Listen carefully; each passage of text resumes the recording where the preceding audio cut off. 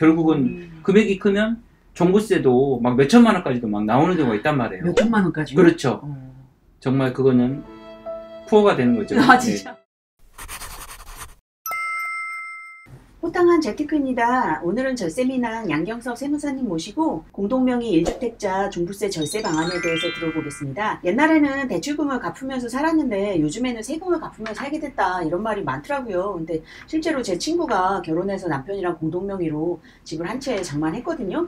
근데 걔가 맨날 이렇게 푸념하는 게 나는 세금 부어댔어 맨날 이러더라고요. 근데 뭐 혹시 절세 방안이 있을까요? 당연히 절세 방안이 있을 수가 있겠죠. 정말요? 네. 일단 지금 집을 갖게 되면 이제 재산세와 그다음에 6억 원 이상을 초과하게 되면 종부세를 내는 거잖아요. 요즘에 여기 6억 원이 안 되는 집은 서울에서 찾기가 힘들더라고요. 그렇죠. 네.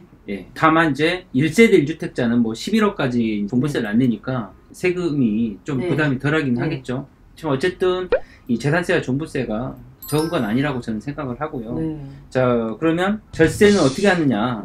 1주택자가 이제 단독 명의로 갖고 있다. 그러면 11억까지 지금 공제가 된단 말이에요. 11억 초과되는 거에서 이제 종부세를 내는 건데 금액이 큰, 예를 들면 뭐 반포동에 비싼 아파트를 있지 않습니까? 세부담이 크단 말이에요. 그러면 이분들은 어떻게 하냐? 어떻게 할 수는 없죠. 다만 윤석열 당선인께서 지금 재산세와 종부세를 통합한다고 하니까 통합하게 되면 결국은 세부담은 줄어들 수밖에 없을 것 같습니다. 다주택자를 원래 때리려고 했는데 이게 1주택자까지도 그렇죠. 많이 힘들어졌잖아요. 네, 맞습니다. 결국은 고시가격이 인상되면서 1주택자의 세부담이 정말 많이 늘어난 건 맞아요. 1주택자는 좀 보호해줄 필요는 있겠죠. 단독명의 1주택자는 이렇게 기다리는 것이 맞는 건데 공동명의 1주택자는 아직도 모르시는 분들이 있을 거예요. 실제로 정말 몰라요.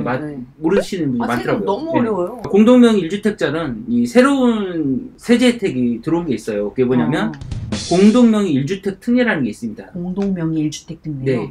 예전에는 이렇게 계산한 거예요. 공동명의로 갖고 있다. 그러니까 50대 50으로 갖고 있다고 했을 때 6억 원만 1인당 6억 원씩 공제를 해줘요. 그럼 두 사람으로 12억까지 공제해주잖아요. 그리고 세액공제 혜택은 없어요. 어쨌든 6억까지 공제를 해줘서 총 최대 12억까지 공제하니까 이 자체로도 어쨌든 괜찮았는데 이게 금액이 큰 것들은 결과적으로 12억 공제해봤자 결국은 금액이 크면 종부세도 막 몇천만 원까지도 막 나오는 경우가 있단 말이에요. 몇천만 원까지요? 그렇죠. 정말 그거는 푸어가 되는 거죠. 진짜. 물론 뭐 소득이 있을 수 있겠지만 이런 그 불쌍한 분들을 구제하기 위해서 특례를 도입을 했고 맨 처음부터 그냥 그 집에 살다가 집값이 오른 경우가 있잖아요. 그렇죠. 그런 분들이 현금이 없는 경우. 네, 맞습니다. 결국은 그분들은 오래 보유한 거에 대해서도 공동명의라는 이유만으로 혜택을 못 받았던 거예요. 그래서 새로운 제도를 도입한 게 뭐냐면 자, 공동명의지만 1세대 1주택이다. 그러면 이 부분에 대해서는 11억을 공제를 해주되 그러니까 12억에서 11억으로 1억은 줄어들겠죠. 11억 공제를 해주되 그 세액공제 혜택을 그대로 주겠다. 자, 세액공제는 꽤 커요. 이게 뭐냐면 자, 노령자 세액공제와 그 장기보유 세액공제로 나눌 수가 있는데 노령자 세액공제는 60세 이상부터 나이에 따라서 공제를 했는데 최대 40% 세액공제를 해줘요. 최대 40. 그럼 장기보유 세액공제는 5년 이상부터 해주는데 그 보유 기간에 따라 최대 50%.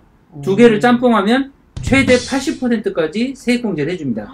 60이 넘고 장기보유를 오래 하신 분들. 그렇죠. 그러니까 어쨌든 나이가 많고 오랫동안 보유했다면 최대 80%를 세액공제 해주니까 결과적으로는 이제는 공동명의도 두 다리를 뻗고 지낼 수 있는 상황이 된 거죠. 반포나 이런 데 가면 이제 70대, 80대이신 분들이 30, 40대부터 사셨잖아요. 네네네. 이런 분들한테 큰 희소식이 되겠네요. 그렇죠. 그럼 세무사님, 공동명의 1주택 특례 적용 사례가 있나요? 네, 최근에도 상담한 사례가 있는데요. 잠원동 아파트를 갖고 계신 분이 있었습니다. 인별로 과세했을 때는 종부세가 1,200만 원이 나왔는데 적진 않죠? 네, 어떤 분들한테는 굉장히 엄청 큰 돈이죠. 그렇죠. 1년에 1,200 모으려면 저 진짜 1년 내내 고생하거든요. 이런 돈 모으기도 힘들어요, 사실. 네, 그래서 인별로 과세했을 때는 1,200이지만 결국은 이 공동명의 1주택 특례를 적용하니까 900만 원이 나오더라고요. 그럼 300만 원이 절세가 된 거네요? 네, 맞습니다. 와, 대박. 뭐 이미 이제 도입은 된 거고 이거를 모르시는 분들은 반드시 이 1주택 특례와 그 다음에 인별로 6억 원씩 공제를 했을 때 이 종부세 두 개를 비교해서 결국은 싼 거를 내셔라 라고 말씀을 드리겠습니다. 그리고 혹시라도 그렇게 안 낸 분들이 있다면 네. 이 혜택을 못 받은 사람들이 네. 있다면 지금이라도 경정 청구를 해서 돌려받아라. 경정 청구는 몇 년까지 할 수 있나요? 최대 5년까지 할 수가 최대 있습니다. 5년까지. 네. 잘 도입된 지 얼마 안 됐으니까 그거는 뭐 그 도입됐을 때부터 아. 이제 혜택을 받으시기를 권합니다. 잘 모르겠으면 양세무사님 찾아뵙고 상담 받으면 되는 거죠. 그렇죠.